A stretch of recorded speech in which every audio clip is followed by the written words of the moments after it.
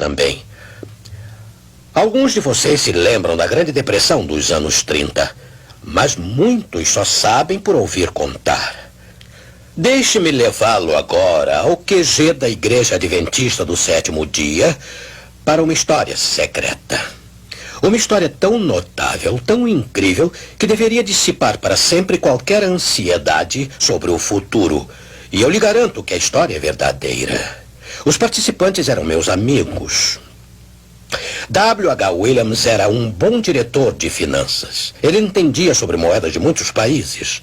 Numa época de depressão, quando as verbas eram escassas e as pessoas passavam fome, ele era o homem certo para o posto que mantinha como segundo tesoureiro da Associação Geral dos Adventistas do Sétimo Dia, em Washington, D.C. Ele era o homem certo, eu digo, para o cargo, não apenas por causa de sua experiência, mas porque a sua fé pessoal em Deus era tal que, numa época de emergência, ele fazia tudo o que Deus lhe mandasse fazer. Não importa quão estranho ou irracional pudesse parecer. Eu tive o privilégio de conhecê-lo brevemente antes de se aposentar em 1956. Mas estamos em 1933. Era hora de fechar numa tarde de quinta-feira. O Sr. Williams sentou-se em seu escritório, alegre por poder relaxar após um dia tarefado. Sua esposa estava fora, portanto, atrasar alguns minutos não ia importar. Ele pensou como ia ser bom ir para a cama cedo e ter o descanso tão necessário. Mas aí ele sentiu uma pressão em seu ombro e uma voz clara disse num tom de comando: "Vá a Nova York esta noite." Ir a Nova York?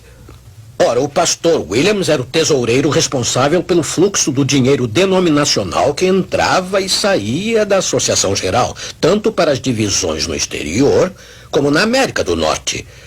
Era ele que mexia com bancos e, sabiamente, não depositava as verbas num só banco.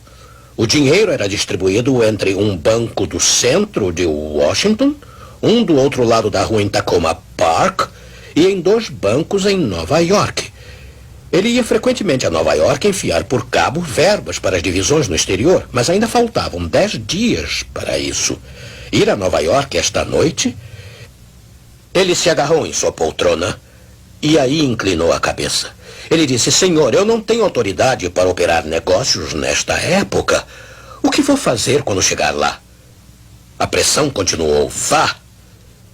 Ele estava cansado. Ele detestava uma viagem tarde da noite de bonde até a ferroviária. Então foi até a antessala do seu escritório para ver se Chester Rogers, seu fiel secretário, tinha ido para casa. Ele não tinha. Este prontamente concordou em levá-lo até a ferroviária para o trem da meia-noite.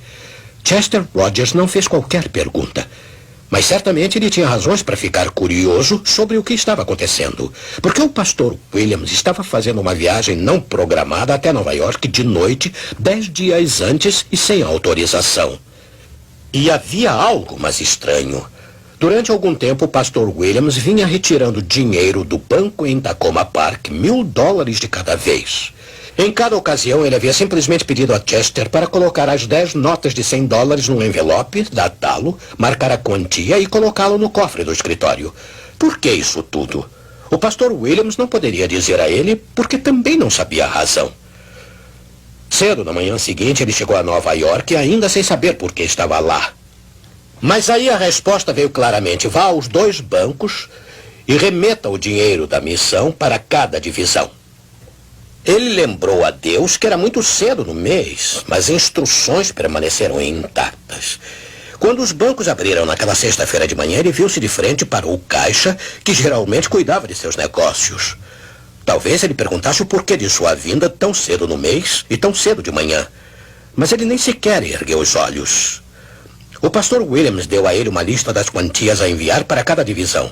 Aí aconteceu outra coisa estranha. Ele viu-se de repente dizendo: eu gostaria de mandar o triplo da importância que sempre enviamos em cada caso, por favor. Em sua mente ele conseguia ver o total na conta. Havia o suficiente para o triplo das remessas normais, mas iria ficar muito pouco de reserva. Ele insistiu que o caixa fizesse a transação imediatamente. Antes de entrar no banco, aquela manhã, ele tinha estado tremendo, a ponto de mal poder andar. Mas uma vez dentro do banco, toda a tremedeira e todo o seu temor desapareceram.